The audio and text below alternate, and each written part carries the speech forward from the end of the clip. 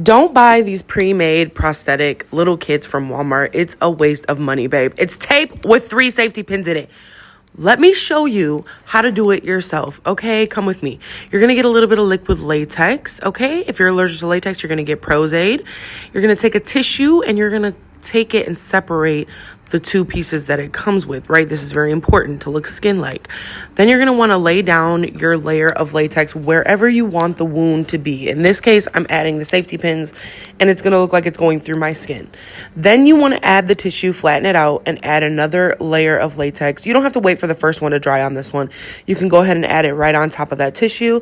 You want to go slow. I use a metal spatula and I just let the drip come down wherever the wound is just to get that natural curvature of my face. And then I'm just flattening the tissue paper, and then once I'm all done with that, we're going to let that dry a little bit, and then you're going to come back and rip the excess parts of the tissue away. Again, before we do another layer, you want to let it completely dry so it doesn't lift it up. You're going to go in with one more layer, except this layer you're not going to take all the way to the outer edge. Then you're going to want to take your tweezers and you're going to want to pinch where you want your safety pins to go. The point of this is because we're going to lift up the latex that we've already placed down so that we can safely place the safety pin through the latex and not your actual cheek, right? You can pull up, but what I did was use my index finger and my middle finger to hold both sides down, and then very carefully I put that safety pin through the liquid latex, and just to test it, I came up close, and to me that looks like it is in the cheek, baby. Okay, let's go. We're on a roll. You're going to do this 2 more times, okay? The second one, I didn't put deep enough, so I ended up actually redoing this one. And as you can see, like, you can still see through. I don't like how you can still see the whole safety pin, right? I want it to look like it's actually going through my skin, so I definitely went back and redid that one.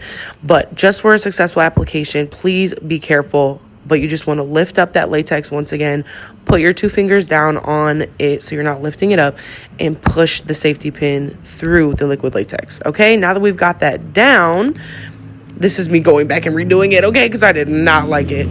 When you're doing these, please take your time. I accidentally poked my finger. If you want to have somebody else help you with this, you can.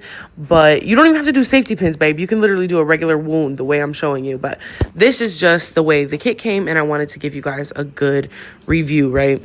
Once that's all done, it should look like this, and your safety pins should not be moving. Okay, then you want to take on a fluffy brush or your finger, and you just want to add your color of foundation around and all over the latex just to take away that shine and give you a skin-like finish. I use the Makeup Revolution. Then you're going to want to take 2 oil-based cream sticks. This is from CC Beauty, and I'm taking that on a spatula, just the red and the blue. I'm going to have the red by itself, and then I'm going to mix the red and the blue for the super deep maroon, almost brown, right? The reason I want to do this is because when you have a fresh wound, there are parts of the wound that are deeper.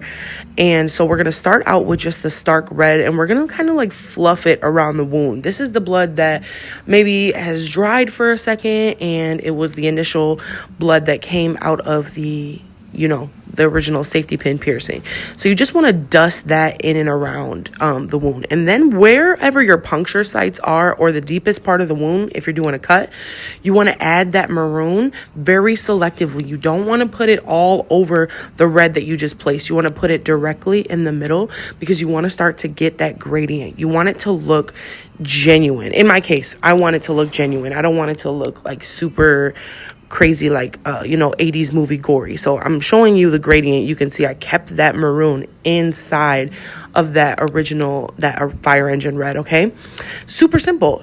2 colors. Then you're going to take your bloody scab, and I didn't have a stipple sponge. Shout out to Vicky the stylist for giving me a piece of her hairnet, and I just kind of stacked it onto itself, because when we stipple blood in and around this is kind of like splatters, or maybe you touch the wound and after it happened, but this is basically to get a genuine, like, kind of textured look for the blood. You don't want to just have it dripping everywhere all sporadically, because again, that's not realistic, right?